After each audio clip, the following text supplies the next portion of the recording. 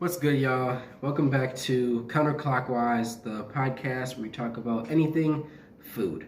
So, today I wanted to talk about an issue that has always been going on since the beginning of time, I suppose.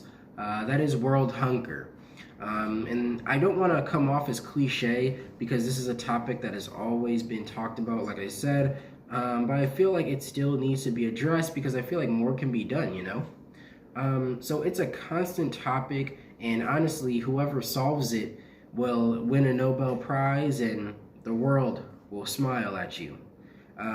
So it's such an important issue that it can't go unnoticed. So that's why I wanted to bring it up today, just very briefly.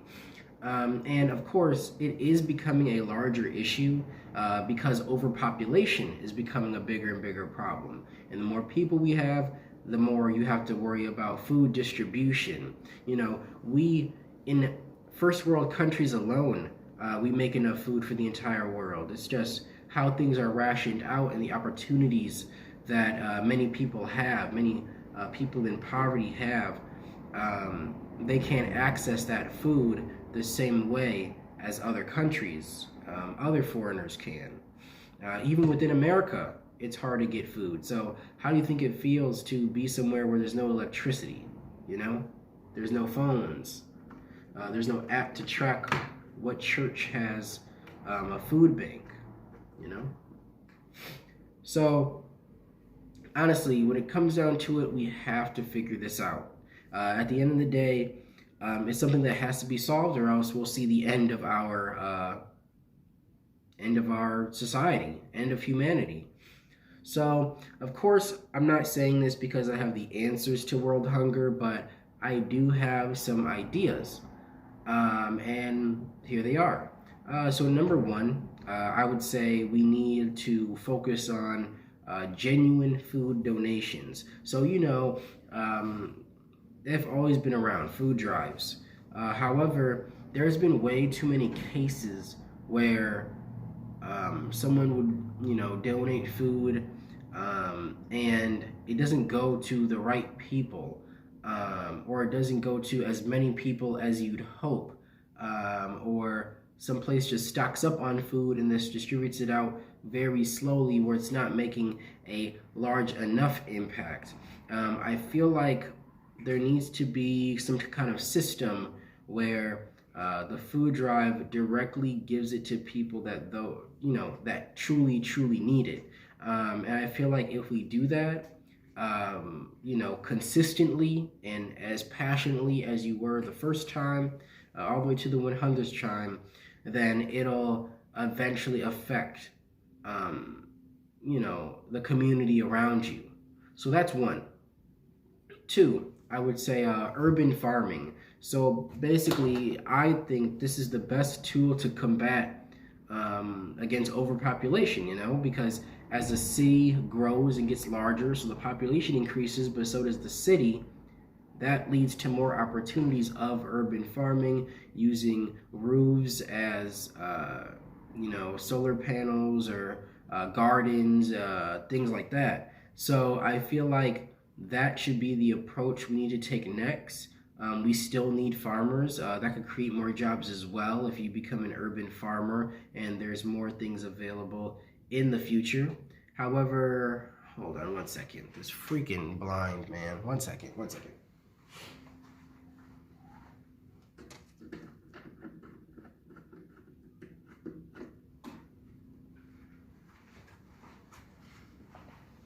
Okay, that's better. Yeah, so urban farming. Yeah, so it would create more jobs. Food can be grown locally, less pesticide control because as soon as it's ripened, it'll be ready to be taken to grocery stores or can be just given away. Things like that, given to government agencies. Like there's a litany of possibilities that can be done with urban farming. And that connects to sustainable farming, which is basically just farming, but you're not jeopardizing the future. So you're not, going over land so aggressively that it leads to that land no longer having fertile soil. You're making sure that the next crop will be full of life and it won't lead to a food shortage in the future. You're not damaging the air around you. You're trying to avoid pollution. You're reducing the amount of GMOs in the fruits and vegetables that you grow.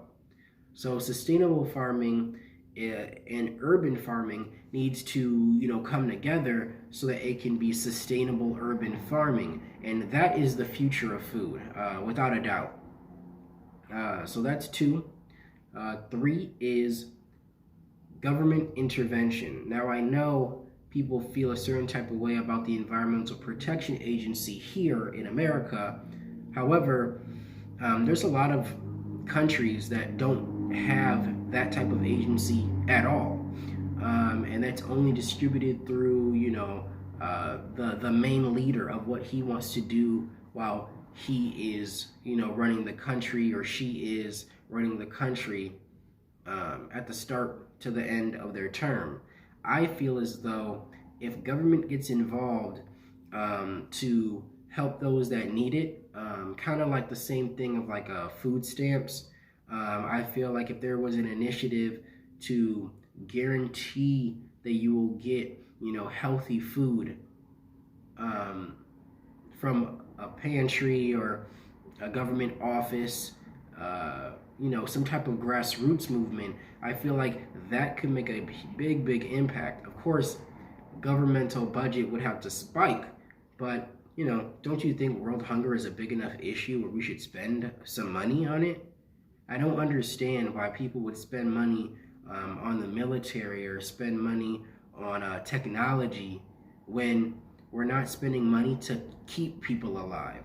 We just want to be seen as cooler and ahead of the curve. Like, we need to become a world that is for everybody. So when it comes to food, I feel like that is a major, major step that we need to take as, just as people, in order to protect future generations, or else it'll come to a time where everybody's eating from a factory, and eventually we're not going to live as long, and yeah, it's just going to go downhill. Like, the way things are looking right now, we're on a bell curve. Things our lifespan is increasing, and it's spiked up due to technology and efficiency, but because I feel like there's a lack of care up here, now it's going to dip right back down.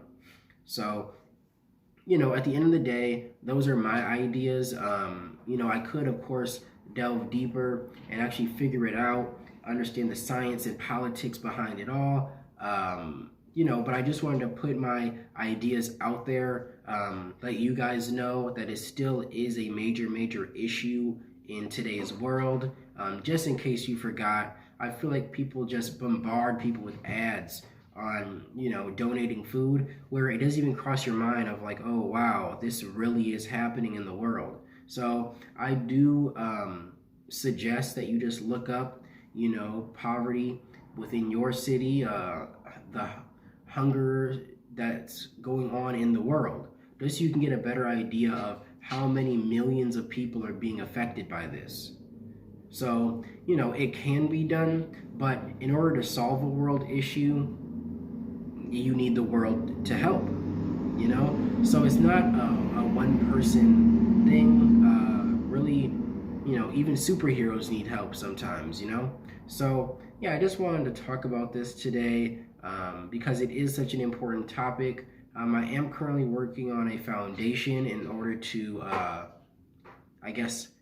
connect the food industry with helping others, more than a government agency doing it.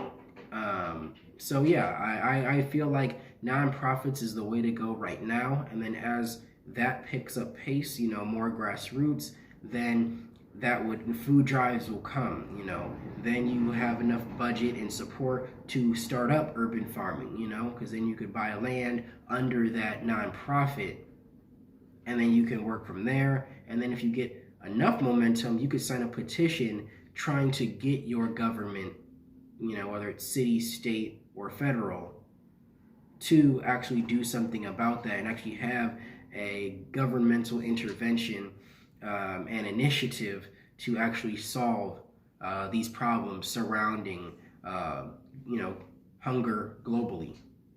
So yeah, thanks for your time. I will post a video tomorrow talking about how culinary school is going. So that's going to be exciting. I got a lot to talk about, and I thank you for listening to me. Thank you, and I hope you have a good day.